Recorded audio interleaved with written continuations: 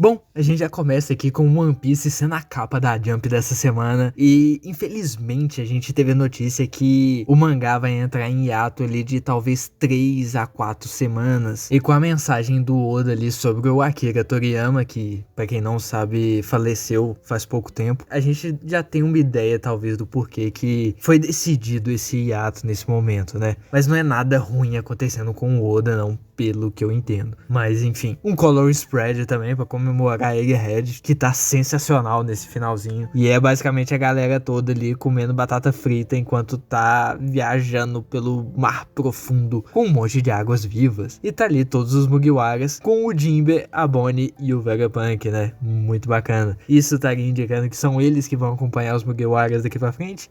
Vamos esperar ver o que vai acontecer, né? Porque afinal de contas o Vegapunk tá quase morto nesse momento, né? E a gente já vai começar, capítulo 1111. Já tenho certeza que todo mundo já falou desse tanto de aí, então não vou falar mais nada não.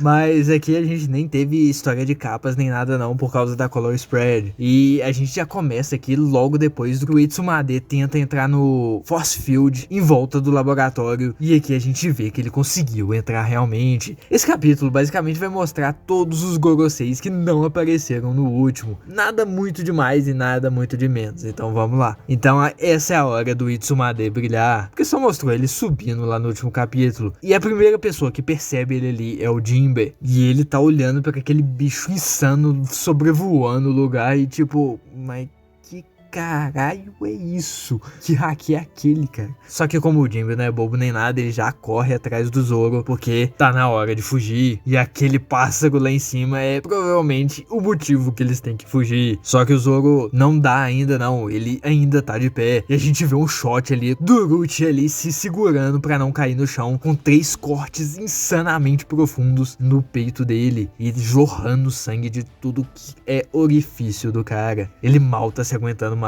Ele tenta se mexer pra intimidar ali e tal. Só que aí, nesse momento, o Sanji aparece ali na orelha do Jinbe e... Jinbe, já pegou o cara aí? Eu tô tentando. Aí o Jinbe só pega o Zoro ali debaixo do sovaco e... Vambora, você já ganhou, cara, deixa ele aí. Aí o Jinbe olha pra trás e vê o Uruchi meio que cambaleando pra tentar atacar eles. Só que... Me desculpe, Rob Uruchi. Vral! O Uruchi tenta se defender, mas ele é lançado pra longe. E você vê que o soco foi tão forte que o Awakening dele meio que se dissipou, né? Porque o cara já tá fodido muito forte. Só que nesse momento ele percebe algo chegando na frente dele. E é aí que ele se depara com Itsumade. Gabiruchi da Cypherball Age Zero. Onde está Yor? O Uruchi olha pra aquela... sei lá, ave, pássaro, dinossauro, sei lá que merda é aquela na frente dele e simplesmente não acredita no que ele tá vendo. A gente vê um shotzinho ali do Jinbe e do Zoro correndo e o Zoro perguntando que merda é aquela. Aí a gente volta pro Uruchi e o Itsumade conversando. O Uruchi instantaneamente já percebe que aquele ser demoníaco na frente dele provavelmente é a pessoa que ele responde, é o chefe dele, porque não são lá muitas pessoas com um haki daquele tamanho pelo mundo, né? Então é bem fácil já assumir uma coisa dessa. E ele já começa a dar o relatório inteiro, cara. É um pouco frustrante, principalmente depois de ver a história de capas que ele participa, que aconteceu muitos anos atrás na história, que ele teve que fugir e tal, não sei o que. Com essa lealdade toda que o Uruchi tá nessa saga, tá quase parecendo que o Oda quer meio que tirar o status canônico daquela história de capas da Cypherpole 9.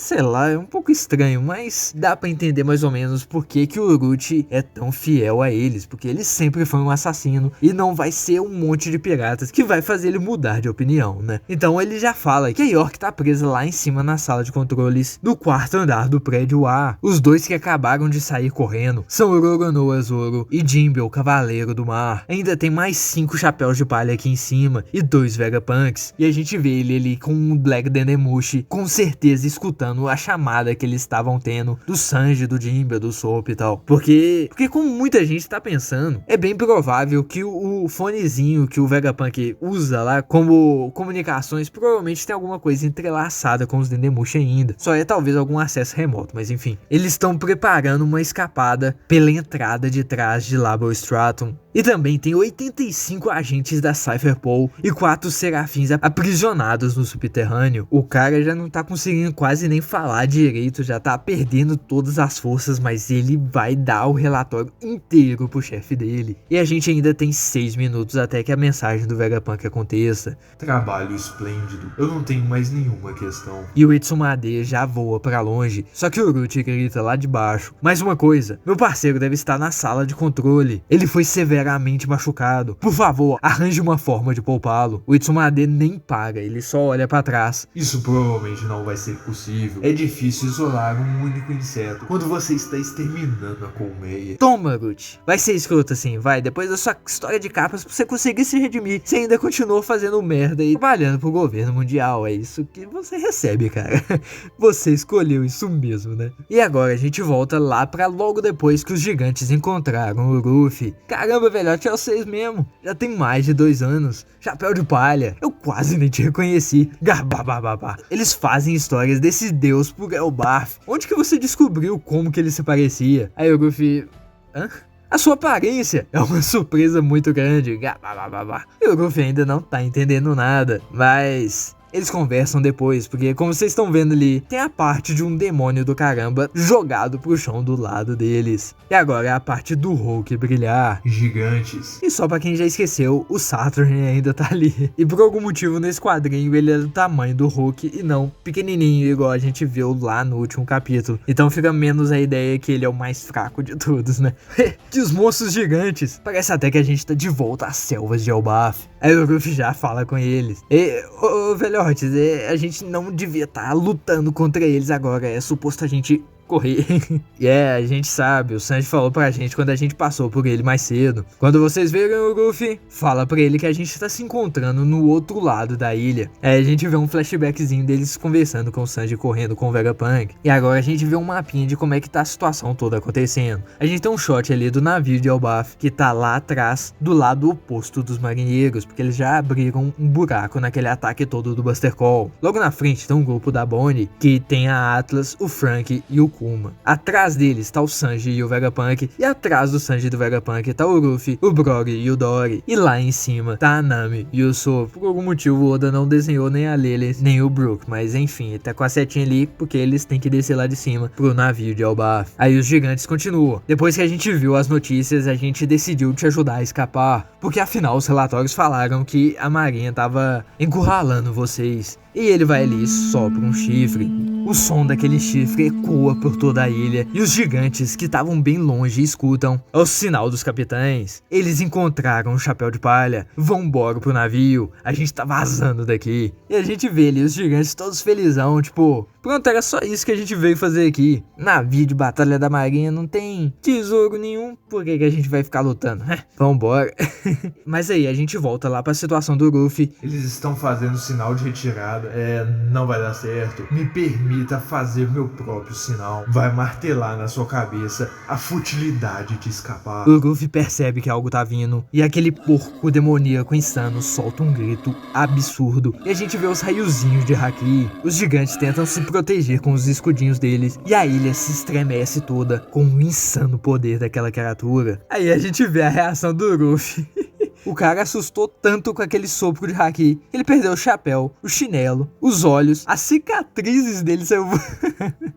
Até a bainha do short dele saiu. Ainda bem que não saiu o short dele inteiro, né? Porque se isso acontecesse, eu acho que a gente estaria lendo um mangá diferente, né? Mas talvez seria bom pra situação atual. Porque vocês lembram quando ele ficou peladão lá em Amazon Lily? Meio que deu um flashbang ali em todo mundo. Talvez nessa situação era melhor, né? Mas enfim, o que eu tô falando, né? A gente vê ali o Brogy olhando aquilo ali, tipo... O que tá acontecendo aqui, cara? Acabei de ver a coisa mais insana do mundo.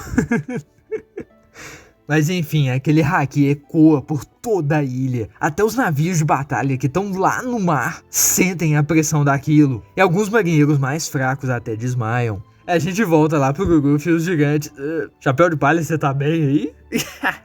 Você tá inteiro, seu corpo é meio esquisito, né? Tá tudo bem? Aí tá só o Luffy ali colocando as coisas de volta, colocando as cicatrizes no lugar, segurando a que ficava debaixo do olho e tal. Essa foi insana. Um rugido do Haki do Rei. Quem que é esse cara? Deve ser algum figurão do governo. Aí do nada, o Hulk sai pulando, rodando, sei lá o que é que tá acontecendo ali pra cima deles. O Grog! Tá certo. E eles então colocam os dois escudos na frente dele. E aquele javali, que agora tem duas presas de espadas, acerta bem nos escudinhos dele, fazendo um impacto bem grande. Os gigantes não são pouca coisa não, cara. Que façanha do destino faz vocês estarem juntos? Você tem alguma ideia do que aquele homem é? Claro que a gente tem. Ele é o nosso amigo. Eles então socam... Ai, é só lá no mangá que eles socam, não precisa bater o cotovelo na porta, né? Eles dão um soco lá no Hulk que sai voando. Os gigantes são brabos demais, cara. Eu tava um pouco preocupado, porque como eles apareceram lá no início de One Piece, tem uma tendência dos personagens que apareceram assim tão cedo serem talvez mais fracos do que a gente esperava com a progressão da história. Mas eu tô bem feliz que os dois ali não são qualquer um mesmo não, eles são realmente bem fortes e estão ali peitando um Gorosei, quer dizer, vários Gorosei, e não tão nem aí, e tão até de boa. O Hulk impacta no chão, só que no mesmo momento, o Saturn ataca. Então se é essa a sua posição, eu também vou ter que apagar vocês. Mais uma coisa pra gente perceber nessa situação toda, é que o Saturn continua a linha de pensamento do Hulk, que talvez faz validar um pouco a teoria do pessoal, que eles todos são linkados de alguma forma, talvez como os satélites são pro Vegapunk, mas enfim. O Saturn então dá umas cuspidinhas ali, um monte de bolinha preta, que ele vai apagar os gigantes da história junto com o Nika. Por causa que o Luffy já vem lutando contra ele já percebe, cuidado, isso é veneno. O Luffy vai, pega uma árvore, um coqueiro, começa a esculpir ela ali com a boca que nem desenho do Pica-Pau, quando ele vai comer milho e tal. Tira uma tinta ali de, provavelmente, haki, tá ligado? Faz um taco, puxa ali um chapeuzinho de beisebol e já prepara. E literalmente acerta todas as bolinhas de veneno, como se fosse literalmente bolinhas de verdade. Ele tá se acabando de rir, porque que coisa absurda que ele acabou de fazer, né? Aí quando as bolinhas impactam, elas simplesmente explodem, parecendo, sei lá, uma bomba atômica ali. Aí os outros gigantes que vieram junto com o Dory e o Brog já gritam pros capitães ficarem espertos, porque as chamas já estão começando a bloquear a floresta. Se eles não correrem rápido, vai ficar meio difícil fugir.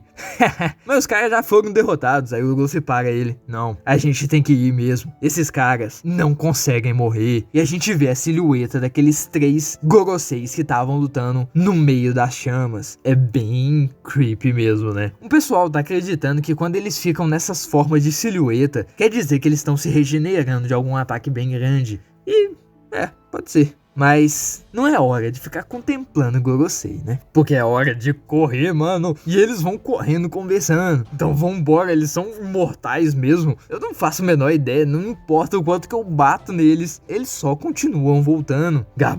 Eu nunca escutei nenhuma raça ou habilidade que tem esse tipo de poder. A gente pode estar correndo, mas eu conto isso como uma vitória. É interessante a fala dele, porque os gigantes são bem velhos, né? E isso quer dizer mais ou menos que não tem uma Akuma no Mi que tem um poder parecido com aqueles. Só que ao mesmo tempo, se a gente for pensar que esse poder de regeneração vem de Imo, nem os gigantes teriam conhecimento se fosse uma Akuma no Mi mesmo, porque Imo tá lá faz mais do que 800 anos. E o Dory e o Brog não são tão velhos assim, né? Agora a gente vai cortando pros outros lugares da ilha. A gente vê a Nami conversando com o Jinbe, enquanto o Sop, a Lilith, o Brook e o Chopper estão lá no fundo tentando tirar o Sunny de cima das nuvens e dos bambus que o Sop atirou pra parar ele, quando eles vieram escorregando com o poder do Brook. A gente vê um shotzinho ali do Jinbe correndo com o Zoro, e o Jinbe já desistiu de usar as botinhas do Vegapunk e tá simplesmente correndo mesmo. Depois disso, um shot do grupo da Bonnie, e tem 3 pessoas entre eles e os navios dos gigantes. E a gente vê mais de perto, são 3 vice-almirantes. É o Red King, aquele cara cheio dos queixinhos, o Guillotine e o Ponsky. Como eles chegaram ali tão rápido, não sei, mas eles estão ali e ferrou. E o Sanji tá chegando ali agora. E agora, a gente fica um pouco... Pô, Jinbe, Podia ter deixado o Zoro matar o Orochi de uma vez, né? Porque vai dar merda. E o Itsumade chegou na York. Cadê a sala que tá naquele monitor? A York tá toda com medo. Tipo, que monstro é esse na minha frente? E ele tá falando, me deixa sozinho. Então cortamos pra um navio da marinha. E é o navio que o Kizaru caiu logo depois que o Luffy mandou ele. Eles estão tentando tratar as feridas dele. Mas o Kizaru tá simplesmente parado no chão, com o braço na frente dos olhos. Meus machucados estão bem fundos. Apenas me deixem descansar. Porque na visão do Kizaru, ele acabou de matar uma pessoa que era talvez amigo dele, né? Então ele já tá meio que jogando a toalha mesmo, diferente do Orochi, de tipo, cara, por que eu tô brigando nisso aqui? Eu não quero, cara, eu já tô machucado, deixa eles fazer as coisas deles lá. Eu não tô com cabeça de lidar com isso mais não. Cara, eu quero muito ver o flashback do Kizaru, pra entender toda essa emoção dele que a gente viu nesse arco, porque eram umas coisas que a gente não esperava, né? Mas enfim, tem algo mais importante acontecendo agora nesses dois últimos quadrinhos. Algo muito maior do que os gigantes apareceu e tá caminhando na costa noroeste, e a gente vê uma silhueta lá no fundo da ilha. Tum, tum. Nem as chamas estão fazendo alguma coisa contra aquilo. É como se fosse um titã no meio de um inferno. E parece que ele tá grunhindo alguma coisa. Me desculpe, Joy Boy.